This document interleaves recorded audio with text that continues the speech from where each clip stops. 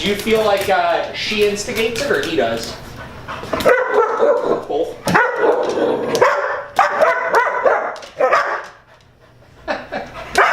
Okay.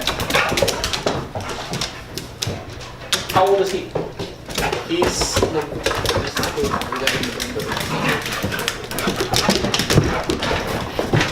7. Okay. Oh boy. Yeah, I can see how this would drive you crazy. Yeah. Okay. Yeah, we're gonna start tackling some of this. All right. Let me just run to my bag real quick. I'm gonna grab something and we'll start jumping into this.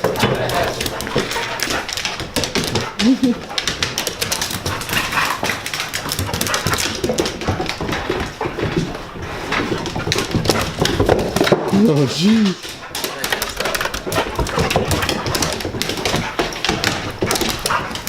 To communicate with the dogs what we don't want them to do in certain areas. So it's not that they're doing anything terrible, it's just a matter of we just don't want it, right? So we need to be able to leverage all these little things. If I can't stop them in this relatively heightened state of mind from doing things that I don't want them to do, then how do I expect to be able to communicate when they're doing something a lot bigger, like aggression or reactivity on the walk or whatever it may be? So the first thing I want to do, and this is going to apply with both of them here, is I'm going to communicate that I don't want them having any like nonsense in the house right now, any of the rough play and stuff. And I'm going to use the pet corrector for this, right? So the pet corrector is just compressed air, so when you spray it, it gives a loud burst of air here. So what I'm going to do is I'm going to condition a verbal marker with the pet corrector here. So this word is going to be no, right? So I'm just going to tell them no.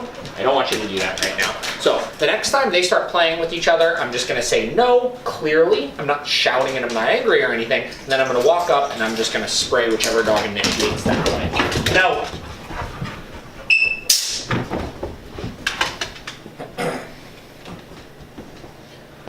And then we're going to wait and we're going to see what happens. And if they do it again, I'm going to do that same exact thing again. Now, she seemed a little bit more fazed by it than he was. Certain dogs are more or less responsive to this than others. He thinks it's a toy, right?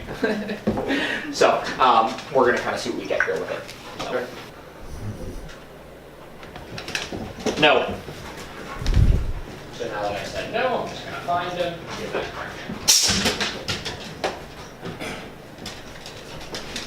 Now the cool thing about our no marker here is it buys us what's referred to as latency. So what latency is after we give that no, we bought ourselves essentially a length of time in order to connect the consequence to the behavior. Okay. So think of no like taking a picture of whatever they're doing in that moment in time, right? So say I said no right now. I would be taking a picture of him on that furniture there, right? Yes. From there, even if he gets off of it, I've already taken the snapshot. So if I correct when he's right here, as long as I said no when he's on there, he's still going to be able to make that connection in his head of what that consequence is for, right?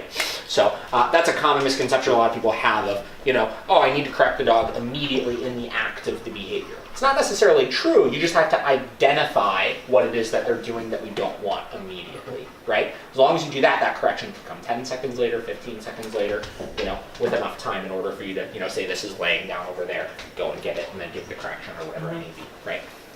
You notice they're actually chilling out here right now. Yeah, maybe they're tired already. Yeah, no, probably not, right? They're just realizing something's a little bit different here. They're trying to figure out what's going on.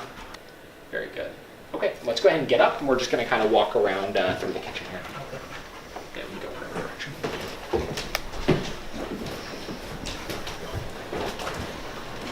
Same deal. My only criteria right now is them playing with each other. We're being very selective of things. So that's the big thing with stopping unwanted behaviors. If there's something that we don't want the dogs to do, we have to be as clear as possible about what it is. So because of that, I'm sure there's a whole list of things that he does and she does where you're like, I wish that she didn't do that. But if we start going like, don't jump on the couch, don't jump on the person, don't play with each other, don't pick up this off of the ground, don't do this, don't do that, right? It starts getting confusing where it's like, whoa, what can I do, right? So I like to pick and choose those things that I'm going to be correcting for initially, and I make essentially like a laundry list of like, okay, cool, top priority, they got to learn to just like chill out in the house with each other, so we're going to stop that first, right? Once we have that good, then great, I don't want them on the furniture, we're going to stop that next, right? And then after that, I don't know, barking or whatever it may be, we're going to keep going down that list and be as consistent as possible at each of those things until we chip away with them. And a lot of times, just behavioral issues in general really stem from the dog not truly like understanding that we can influence their behavior. You know what I mean? So if she doesn't realize that you have the ability to communicate with her, you know, things that she doesn't want to do, or things that we don't want her to do, or him, or whatever it may be, they're more likely to react and act, you know, a certain way in the house and stuff like that. So we want to be really aware of those things.